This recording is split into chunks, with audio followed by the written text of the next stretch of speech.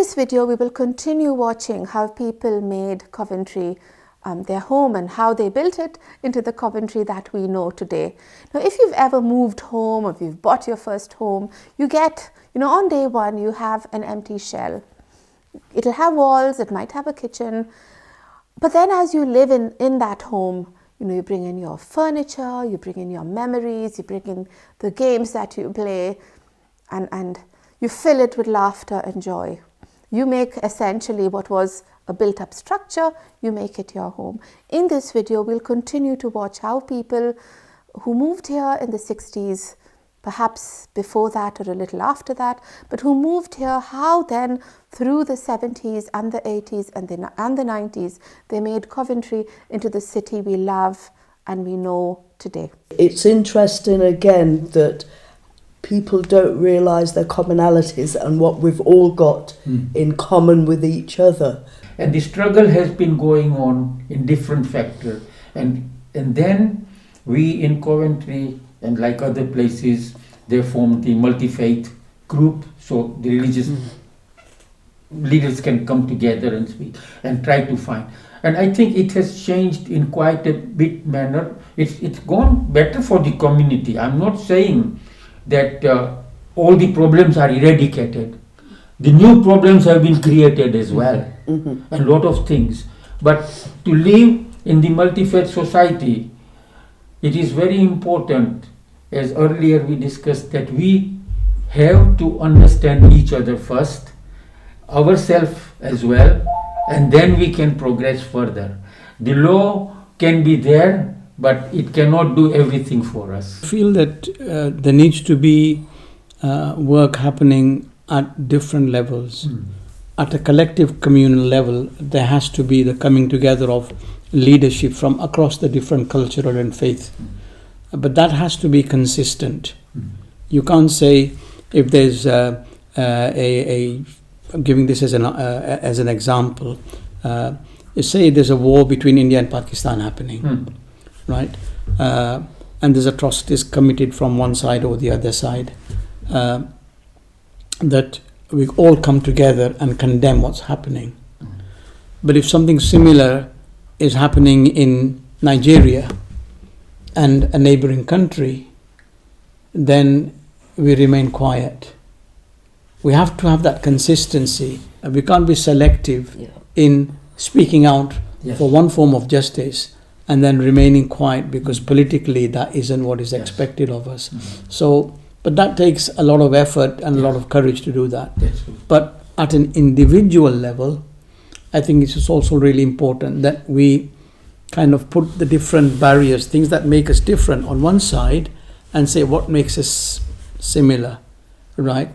And work on that level. I mean, in the early days, whether you were Hindu, Sikh, Zoroastrian, whatever, finding a place to gather and worship was a challenge, right? Sometimes people would hold their prayers, their vigil at an individual's house. Someone might have a bigger house, and there might be a couple of Asian houses nearby, not necessarily of the same faith, but they would say, okay, we've got this event happening, and they say, okay, they can leave their shoes outside in the garden. All of the 5 gardens becomes the cup, where you leave your shoes, and the house where you are holding the puja or whatever, right, is covered in white sheet or whatever, and everyone goes in. So the 5 houses, they could be Hindu, Muslim, Sikh, whatever, but they'd say there's puja happening in that place. So we need to make sure that we cooperate. We're not cooking food or sending over bad orders or whatever because there's something special happening. And that was respected across the board. It wasn't okay, we'll support the Hindus in this, but we won't support the Zoroastrians. That's the way people lived. At that time, the issue is this is a Hindu and this is a Sikh and this is Muslim was not there. It's only when people started gathering in larger numbers and then people came directly from those countries, right, without going via Africa or anywhere else, that people began to say, oh, well, we've got enough numbers to do our own thing. We don't need to rely on this or that or the other.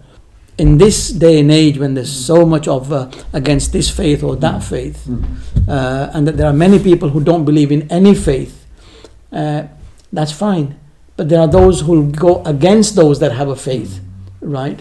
The only way to actually hopefully create a better understanding is that engagement. Yes. Whatever's happening elsewhere is happening, but on our streets, in our community, in our towns and cities, I think that engagement at an individual level will force the organizations as well to come together. The other thing I feel is very important to understand here is that through the multi-faith forums and etc., the curriculum in the schools, education department had to change, especially with the religious subject, because predominantly it was Christian based. The other faith didn't have much mention into it. But once the curriculum has changed, then obviously the school visits of the children's and the teachers are going to the various place of worship.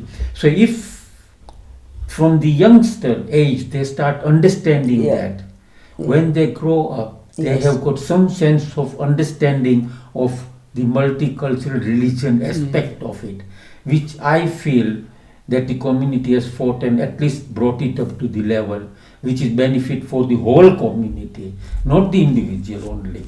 And there is a lot of work to be done on that side itself as well.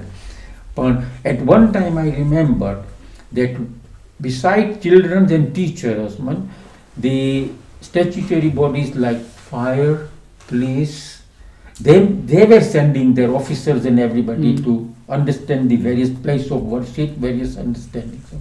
So if that continues in a betterment, then it is better for the whole community in that aspect of it. Absolutely, and that's what's needed in the world generally. And I think if people had a sense of themselves, they will start from here, because that's where it does start. Children don't come into this world evil or racially prejudiced or all these, discriminatory kind of thinking. They come into the world quite innocent, is what we teach them. So why not teach them from little to respect and all those things that make for a better human being. We're on this planet together. And we have to make it better. And I think, one of the reasons why we've got this series of films is to learn from the experience of our forefathers who came and settled and did the hard work in building community relations. People that have lived through those experiences. I think we owe it to the next generation because our predecessors gave us what they gave. Yes. Right? And we've kind of enriched our lives with what they've said. Our lived life in a multi-faith, multiracial, multicultural British society. Since last few years now, we have the programs in city centre, which are from different organizations. They are not directly based on a religious background, but they are actually indirectly based because they are cultural programs. And if you see that lot of participation is by youngsters. Because of that cultural programs, they started actually understanding more better way of those things. And even this our recent program couple of years back, the cultural city of Coventry, has projected of the various organization and the youngsters taking participation into it.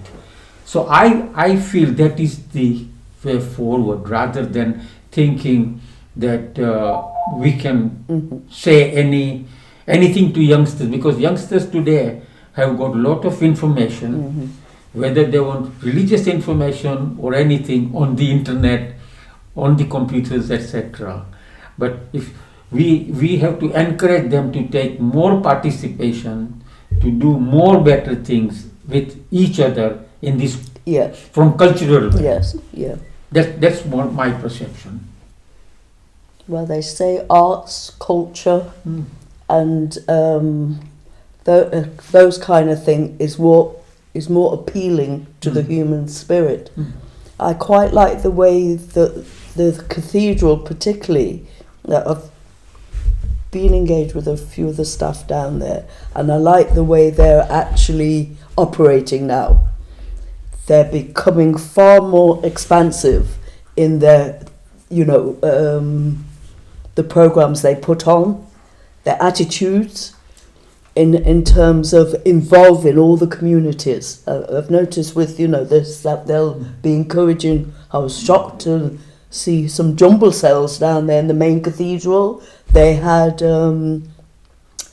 children coming in, I think, to do performing arts or something like that. So they've also made good use of the building as well to encourage people in cultural activities, and also under that wing, as it were, of a sort of, the religious, but some kind of, to show that because it's the place where, worship is happening, then I think subtly it could get to youngsters that, the church isn't such a monster, it isn't somewhere you avoid. They're actually human people. They actually want to engage with us. They want to include us. And as you say, you don't have to preach religion, just preach goodness, just preach kindliness to each other, just show involvement, inclusiveness, and you will attract people better like that than throwing some religion down their throats because they don't want to know. But if we can take very basic cultural events and experiences to the grassroots and say, look, this is, the Jamaican band or dance, and this is cultural in the carnival, this is what we do. That's an experience that the person ordinary living on the streets, right, with or without African Caribbean neighbors will say, oh yeah, I heard it before, but now I can relate to it because her daughter goes to my school and she is in the choir and my son's in the choir as well, but he's able to do that in the choir, but he's able to show off his cultural roots, with the carnival as well. It's at that level I feel that we need to be engaging and finding ways of engaging with people. And I think that requires some sort of thinking. Thank you very much for watching this video, which was all about how people came to Coventry in the 50s and the 60s, and then through the 70s and the 80s made Coventry home. What did they do to make Coventry home? Well, they set up places of worship, they built homes, they built schools, they ensured that public services were now literate about people's diversities and could cater for these religious needs. Lots of different things, really. My husband's uncle, he set up a little business importing masala, Indian spices from India, and selling it over here. He has made a very successful business for himself. But all of these little things, whether flippant, masala for your food, or whether something more meaningful, existential, a place where you can worship, a place where you can be yourself, irrespective of the different identities all around you, a place where you can be you. I hope this video has shown you how people made Coventry a place where they could live their identities in their fullest. Thank you for watching.